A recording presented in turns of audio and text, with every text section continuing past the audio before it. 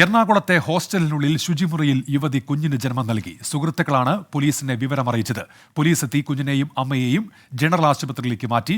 ഹോസ്റ്റലിൽ ഉണ്ടായിരുന്നവർ യുവതി ഗർഭിണിയാണെന്ന് അറിഞ്ഞിരുന്നില്ല. എസ് ശ്യാംകുമാർ കൊച്ചിയിൽ നിന്ന് ചേരുന്നുണ്ട്. ശ്യാം, വിവരങ്ങൾ എന്തൊക്കെയാണ്?